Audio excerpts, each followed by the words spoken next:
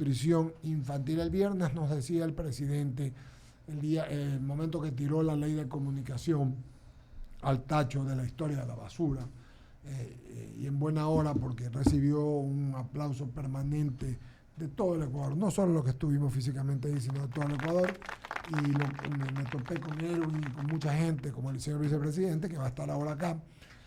Hablaba el presidente después de todo lo que está haciendo, Erwin, de este trabajo tuyo, del que hablaba también alguien más la semana pasada que tuvimos, Pablo Arosemena lo hablaba acá también, sí, también hablaba de la manera y de lo importante que es para la gente y que mucha gente todavía no lo tiene claro, Erwin, porque dices desnutrición y piensan que solo es alimentación, tiene que ver con una cantidad de cosas, agua, en fin. Te vamos a dejar con tu saludo esta mañana, querido amigo, y que nos expliques, si eres tan amable, cómo van las cosas, lo que estás haciendo, y quizás lo has dicho varias veces, pero nunca está de más el bono, didácticamente, cómo lo estás dividiendo, y por favor abrimos el espacio para que no sea yo solo, mis compañeros también, y podamos interactuar contigo.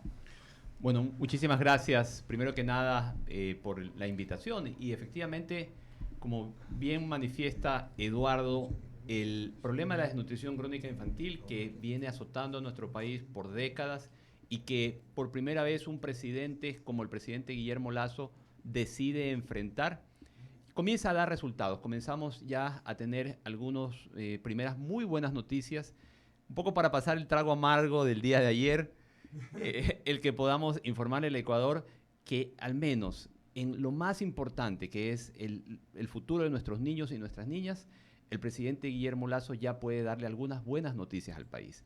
Nosotros nos encontramos con un país donde que no solo que 1 de cada 3 niños tenía desnutrición crónica infantil, sino que muchos de ellos no estaban siendo atendidos. Y es por eso que una de las primeras acciones que el presidente hizo fue poner un plan, una hoja de ruta.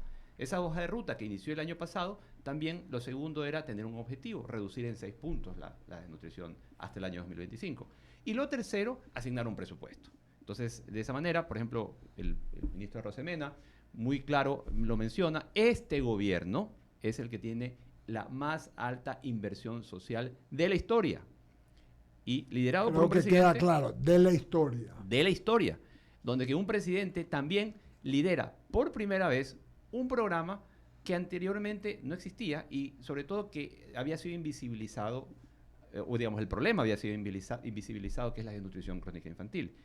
Mucha gente percibe que la desnutrición, cuando escucha la palabra desnutrición, lo primero que se le viene a la mente es un niñito en África. Sí, señor. La foto del niño en África. El estereotipo. Es el estereotipo, ¿sí? En efecto. Y lo que no se le dijo a la gente en el pasado es que la desnutrición crónica infantil, crónica, no es la aguda, del niñito delgado, sino es en la que el niño no se desarrolla, no crece de acuerdo a su edad. Puede ser un niño que esté comiendo, y esté comiendo relativamente bien, que inclusive lo podemos ver hasta gordito, por decirlo de alguna manera. Pero ese niño puede estar gordito, pero no está creciendo de acuerdo a su edad. Entonces, esta realidad de la desnutrición crónica que se manifiesta en la talla, en un menor crecimiento de los niños, está en todo el país. No solo en las zonas rurales, como también mal se entiende marginal, o se percibe mal. No solo en las zonas rurales, no solo en las zonas urbano-marginales. No solo. Está incluso en las ciudades principales, en los estratos más altos. Caracho. Justamente por la falta de información. Y por eso es que es tan relevante y tan importante que esta acción histórica de un presidente, como el presidente Guillermo Lasso, que decide poner en el centro del trabajo de su gobierno el futuro de la infancia, primero, diciéndole a la gente, oigan, tenemos un problema que se llama desnutrición crónica infantil. Segundo, diciendo, tenemos un plan, tenemos un objetivo. Y lo tercero, un presupuesto. El presupuesto para este año era de más de $300 millones. Ya estamos terminando el 2022. Les quiero decir qué es lo que viene para el próximo año. El presidente propuso en la proforma presupuestaria 2023 $365 millones. Esto es nuevamente histórico. Nunca antes existió un presupuesto destinado a la desnutrición crónica infantil. Este año fueron más de $300 millones y el próximo 365. ¿Para qué? Primero, para asegurar las atenciones a las madres, ¿sí? Para poder asegurar que reciban todos sus controles prenatales. Luego, para que los niños reciban las atenciones de niños sanos, los controles de niños sanos, que es la manera en la que vamos a ir viendo la evolución de la talla de acuerdo a su edad, y poder identificar a tiempo si un niño está comenzando o está dejando de crecer. En ese momento podemos tomar acciones correctivas, pero esta es una tarea preventiva. Tenemos que evitar que eso suceda y para eso estamos aquí. Es decir, el tema arranca en el vientre de la madre, previo, con que esa madre comience a alimentarse como debe. O sea, tienes un cambio e incluso dices que esto tiene que ver hasta con el tamaño, con el desarrollo cerebral y luego será académico o sea, es todo un proceso de cambio que son que pues una generación será... Va a tomar algunos años. Lo importante es que ya iniciamos y que había que iniciar. El Ecuador tradicionalmente se ha dicho que es un país con gente de talla pequeña, ¿sí? Y lo tomamos eso como normal, pero no es cierto. Nosotros digamos, como seres humanos tenemos en el momento de nacer las mismas probabilidades de crecer en los primeros años y la diferencia está en la nutrición.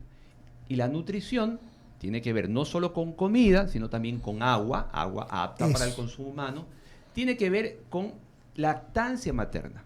Esto creo que ya lo habíamos hablado anteriormente. Sí, cuando un niño, una niña, recibe lactancia materna de manera exclusiva durante los 6 primeros meses, ese niño no se desnutre, independientemente de cualquier otra situación. Por otro lado, tiene que ver con la vacunación pediátrica. Les cuento algo. Cuando nos pasó el problema de la pandemia, no solo que nos escasearon o no trajeron o no se adquirieron las vacunas a tiempo en el gobierno anterior, sino que adicionalmente aquellas vacunas que eran dirigidas a los niños y niñas, las básicas, lo que se conoce como el cuadro básico de vacunación, bueno, también escasearon. Y hay grandes, generaciones de niños que no se vacunaron a tiempo. Entonces, eso debemos corregirlo y para el próximo año tenemos prevista una gran campaña de recuperación de la vacunación. Estamos hablando de las vacunas que los niños no se pusieron cuando tenían. Las que les tocaba a su respectiva edad, al año, a los 6 meses, a los 5 años. Muchos niños lamentablemente no se pusieron y eso tenemos que recuperarlo. Y así, entonces estamos hablando lactancia, vacunación, agua, obviamente buenos hábitos de alimentación, buenos hábitos de higiene y finalmente la estimulación. Al niño hay que estimularlo y por eso el MIES, dentro de este presupuesto que tenemos, yo les decía, hay un presupuesto para educación y otro es para el MIES. El MIES tiene 2 programas fundamentales para que le ganemos este problema. Yeah. Por un lado, las guarderías gratuitas. Sí. Son cerca de 90.000 niños y niñas que forman parte de este programa y que están en las guarderías y donde reciben 4 de las 5 comidas al día.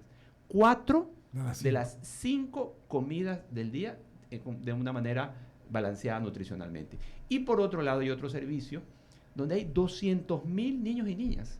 Esto es realmente histórico, porque antes no existía. 200.000 niños y niñas que reciben todas las semanas la visita de una educadora del MIES.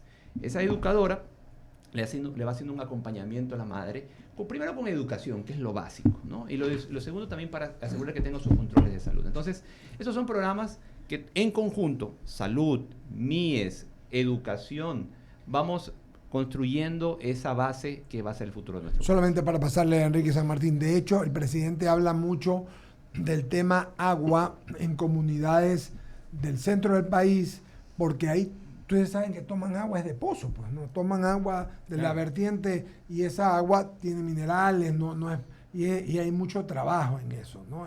Tiene sí, mucho... el presidente cuando asumió el mandato, una de las primeras acciones que tomó fue darle al BEDE, que es el Banco del Estado, el que financia, con plata del Estado, financia los proyectos de las alcaldías. Y le asignó una línea especial, que es la línea 5525, que esto que suena así medio, como poesía, ¿no? Como rima. Como rima, perdón. Es un programa que básicamente reduce la tasa de interés del 7.8, que es la tasa tradicional, al 5.5. Y aumenta el plazo de 15 a 25 años para proyectos de agua y saneamiento. Entonces nosotros estamos en una campaña muy activa, trabajamos en los 221 cantones de nuestro país con los alcaldes y las alcaldesas para que presenten proyectos de agua y saneamiento. La realidad de nuestro país es bien triste. Apenas el 50% de las familias reciben agua potable. Y adicionalmente, peor todavía, o sea, un índice que entristece más, es que apenas el 40% de los niños, es decir, de quienes son el futuro de nuestro país, tienen acceso a esa agua. Entonces, tenemos un enorme trabajo que hacer como país. Nosotros desde el gobierno central poniendo los recursos, pero los GATS, que son los responsables de la cobertura de agua y saneamiento, son ellos quienes tienen que presentar los proyectos y obviamente llevarlos a cabo. Enrique San Martín sigue. Efectivamente, mire, revisado, y este tema en algún momento lo tocamos la semana pasada, y me entró la curiosidad cuando leí y quise cerciorarme. De acuerdo a la UNICEF, en el Ecuador en la región, en Latinoamérica, es el segundo país que registra el mayor índice de desnutrición infantil. Y lo otro es que dentro de ese rubro se calcula que hay unos 2 millones de niños indígenas que viven una nutrición infantil, pero en el grado de crónico. Y esto ya es a cuenta mía. Y lo dije y lo repito. El país ha vivido estos movimientos, paralizaciones liderados por indígenas. Ellos ven su realidad, la realidad del país, pero no miran la realidad interna de sus comunidades. Entonces, esto es lo que, bueno, yo reclamo y estoy seguro que muchas personas más. Y felicito en todo caso lo que están haciendo, porque yo sé, no lo van a poder arreglar en este periodo, pero ojalá que se mantenga, porque ese también ha sido otra de la falta de constancia de los gobiernos. Si ven a veces un programa que funciona, dicen, no, nosotros lo podemos hacer mejor. Y ese es en el mejor de los casos. En el peor, no lo inician o no lo continúan.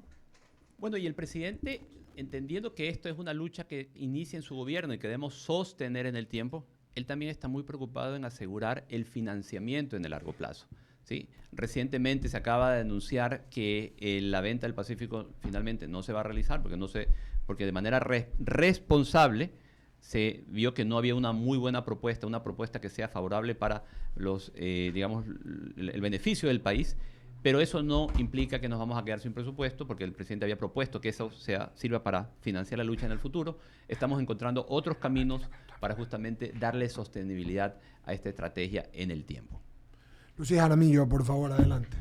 Así es. Y es que uno de los pasos para hacer frente a la desnutrición infantil crónica está, ¿quién diría?, relacionado con la inscripción oportuna de los recién nacidos. Sin embargo, esto no sucede. ¿Cuáles han sido, pues, las razones para las que los familiares no puedan registrar la identidad de los menores, Edwin? Sí, efectivamente, cuando el niño nace debe ser inscrito inmediatamente. Eso que pareciera muy natural y muy obvio no sucede. Nosotros en este proceso durante este año salimos a recorrer el país. Visitamos 728 parroquias, de las 1.200, casi las 2/3 partes del país las visitamos en conjunto con universidades, con brigadistas universitarios, para hacer captaciones de madres que no estaban recibiendo esas atenciones. Ya llevamos, todavía no termina ese proceso, termina a finales de noviembre, ya llevamos cerca de 230.000 beneficiarias identificadas, de las cuales encontramos cerca de 15.000 niños menores de 2 años que no tenían registro de nacimiento. Gravísimo. Wow. Cosa que sí pasa mucho, todos sabemos que lo escribías después. Imagínate en condiciones rurales, ¿no?, que es más difícil acceder. Y lo más dramático es que son justamente aquellos niños que no están inscritos los que más necesitan atención. Pero si no están inscritos, el Estado no tiene cómo saber que ya nacieron.